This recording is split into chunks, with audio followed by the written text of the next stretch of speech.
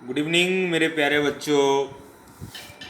आज हम लोग फोर्स के दूसरे क्लास में आए हैं।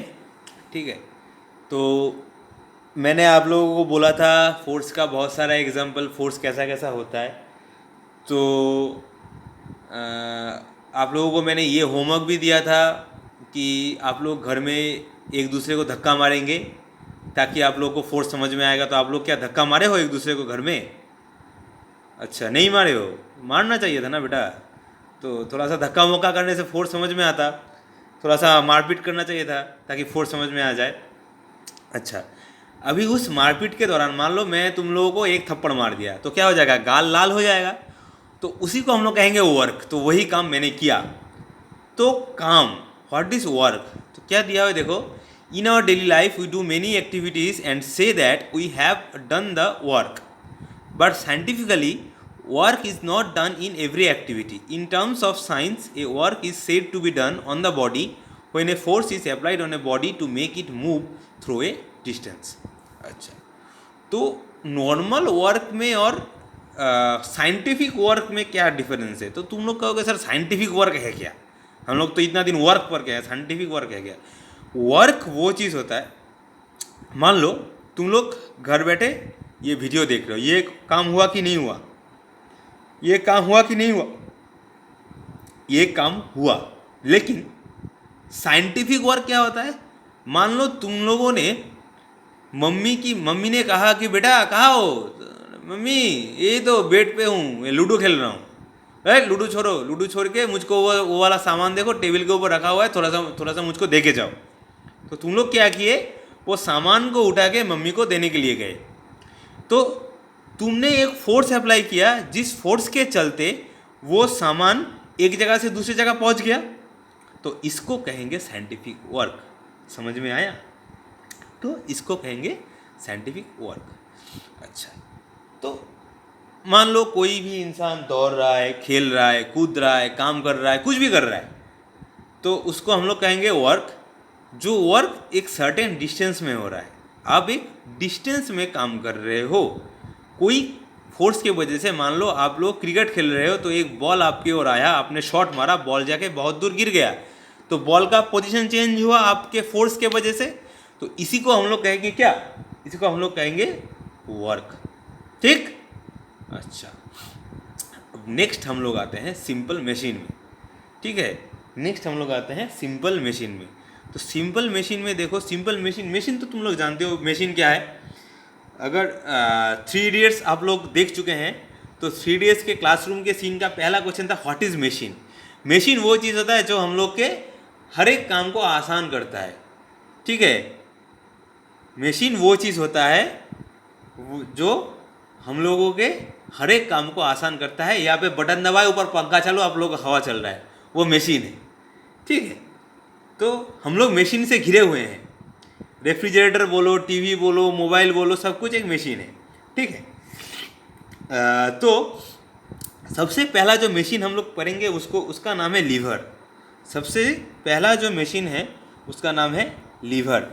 थोड़ा सा अभी ध्यान से देखो, लीवर में है क्या? ये क्या है? ये क्या है? इससे क्या होता है? इससे इससे इससे काटा जाता है। गुड, इससे कोई भी चीज़ को काटा जाता है, इसको हम लोग कैंची बोलते हैं। ठीक है, और ये होता है हैमर, जिसका इस्तेमाल मैं आप लोगों के सर के ऊपर करूंगा नेक्स्ट क्लास में। ठीक है, इससे हैमर से आप लोगों के सर के ऊपर मैं जोर से फोर्स अप्लाई करूंगा। तो सीजर और हैमर, ये दोनों क्या है? ये दोनों लीवर का एग्जाम्पल है। ये दोनों लीवर का एग्जाम्पल है, जिसमें क्या होता है? जिसमें आप लोग कोई भी मतलब आप लोग फोर्स इस्तेमाल करके काम कर पाएंगे। सीजर और हैमर। सीजर देखो, मतलब मेरा हाथ को अच्छे से देखना, तो सीजर कैसा ऐसा काम करता है। तो ये वाला जो पोर्शन है, ये वाला, ठीक है, मान लो ये वाला जो पोर्शन है ऐसे काम कर रहा है, तो ये वाला पोर्शन को हम लोग लीवर कहेंगे। ठीक है, तो क्या होगा?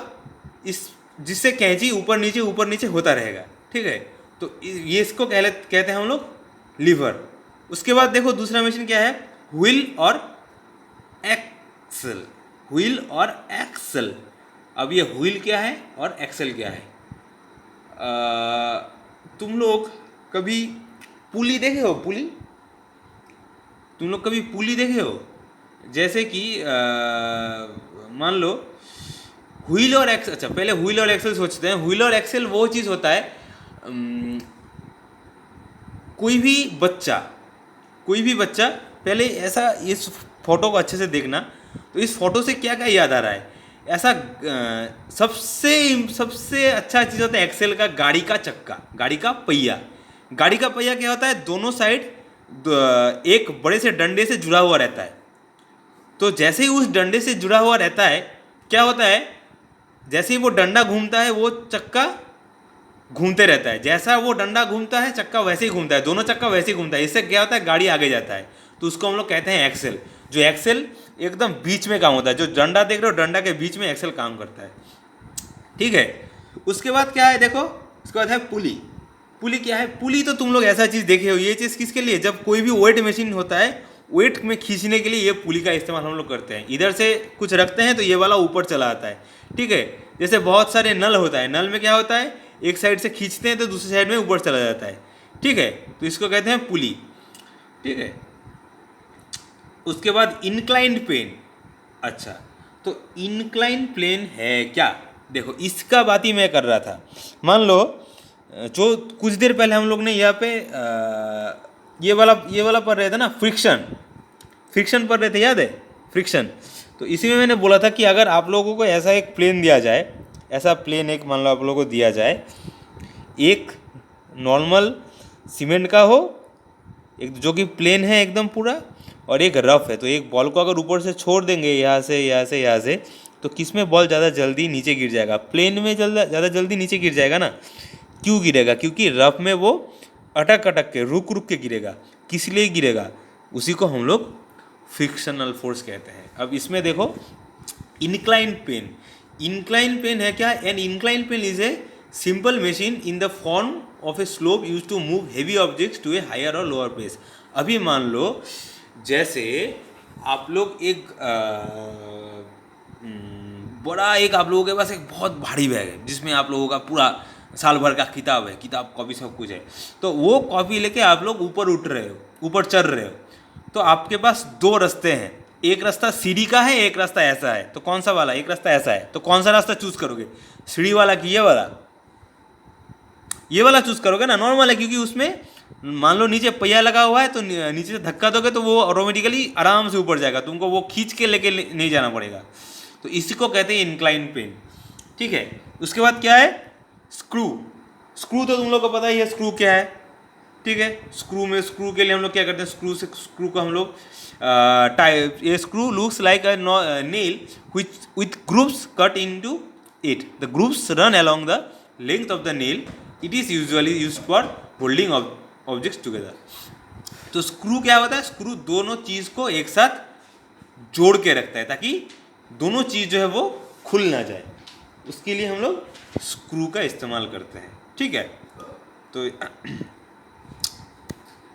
लास्ट मशीन तुम्हारा क्या है? ओएज।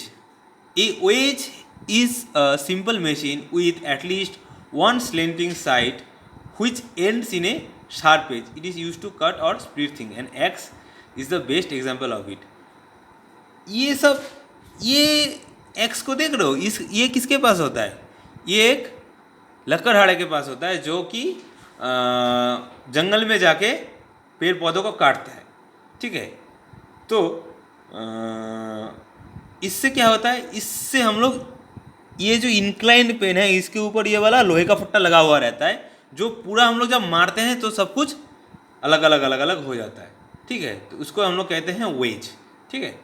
तो आज के लिए इतना काफ़ी है। तो आप लोगों का अब एक बार यहाँ पे देख लीजिए, फोर्स आपका हो गया, टाइप्स ऑफ फोर्स आपका हो गया, वर्क आपका हो गया, सिंपल मशीन आपका हो गया। तो दोनों टॉपिक आपका बाकी है, एनर्जी और सोर्सेस ऑफ एनर्जी, वो हम लोग अगले क्लास में पढ़ लेंगे। ओके बेटा, थैंक यू।